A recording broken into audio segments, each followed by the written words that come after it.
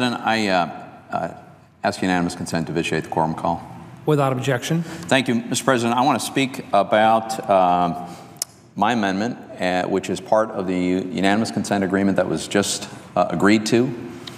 And I got a number of thank yous I want to go through. Let me start with thanking the co-sponsors of this amendment, starting with Senator Manchin, who's been with me in this battle for a very long time now.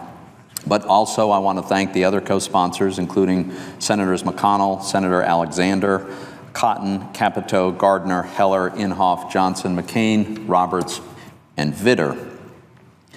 And I want to address what we've done here and explain to people what we're going to vote on later today is an amendment that I think is very, very constructive, and I'm very optimistic and hopeful this is going to pass. Mr. President, it's based on a bill that I introduced with Senator Manchin over a year and a half ago, which was called the Protecting Students from Violent and Sexual Predators Act. And I've spoken about this a number of times because I feel very strongly about this, Mr. President. The fact is, while the overwhelming majority of our school employees across America are wonderful people and some of the great role models of our lives, it is also a fact that there are predators in our schools. That's a sad fact, but it's true. And we know this for many reasons, not the least of which, last year alone, there were 459 school employees arrested across America for sexual misconduct with the kids that they're supposed to be protecting. So far this year, we're on a path. We're arresting people at a rate that exceeds that of last year. We know this is a huge problem. It came to my attention because of the absolutely horrific story of a young boy named Jeremy Bell. And that story, sadly, began in Pennsylvania, where a teacher was molesting the students under his charge. He was molesting little boys. The school figured out what was going on, reported it to the authorities, but the authorities were never able to assemble enough evidence to mount a prosecution, as much as they wanted to. So the school did something despicable. What the school decided to do was to make this predator someone else's problem. So they wrote a letter of recommendation and said, you just leave, take this letter with you and find employment elsewhere. Well, this is a pedophile. This is a predator that they did this for. Of course, he left, and he did become someone else's problem. He got hired in West Virginia as a school teacher, eventually became a principal, and of course, he serially molested the children in that school, finally culminating in the rape and murder of a little 12-year-old boy named Jeremy Bell. The practice of sending a letter of recommendation on behalf of a known predator is so appalling, most of us can't imagine that anyone would do it. But, Mr. President, the sad truth is it has happened so frequently that it even has a name.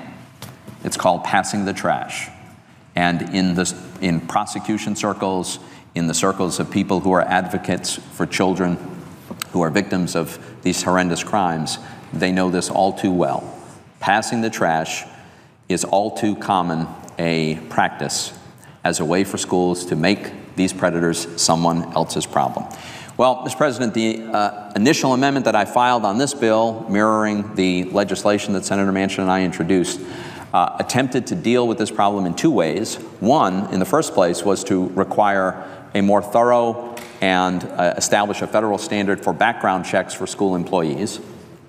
And the second way was to have a prohibition against passing the trash. Make it illegal for someone to knowingly recommend for hire a sexual predator.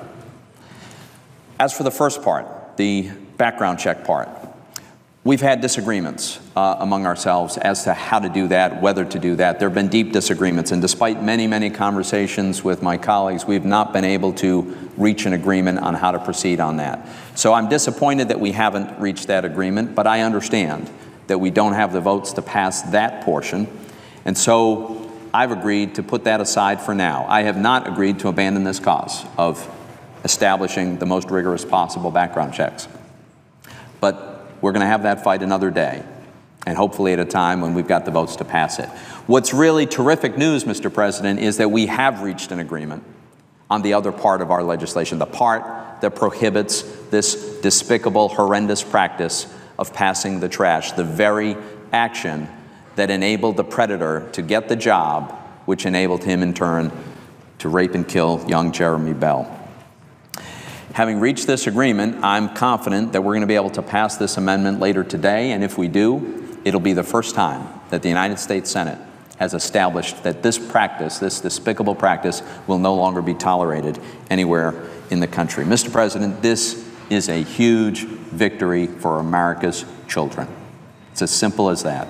When we pass this in the Senate, and when it eventually becomes law, which I'm confident it will, the fact is our kids are going to be safer. There's a lot of states that already have some legislation that prohibits passing the trash within their state, but no state can force another state to forbid this practice coming across their lines and into their state.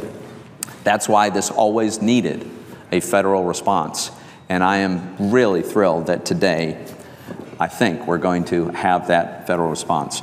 Mr. President, I need to thank a lot of folks. I see my colleague from West Virginia has joined us, and I want to start with him. Senator Manchin has been a great partner in this effort since we started over a year and a half ago, and I'm sure he'll have something he wants to add about this entire process. But I also want to thank the chairman of the committee, Chairman Alexander, and the ranking member Murray, for all of the help that they have provided in getting us to this place. Senator Alexander in particular and his staff, together with my staff, I want to mention Dimple Gupta, who has worked so tirelessly on this. We have had many long, often difficult conversations because we started in what seemed like irreconcilable differences about this topic. But because we persisted, because everybody approached this in a cooperative fashion, and despite the stiff opposition that there was at times, we were able to find the common ground.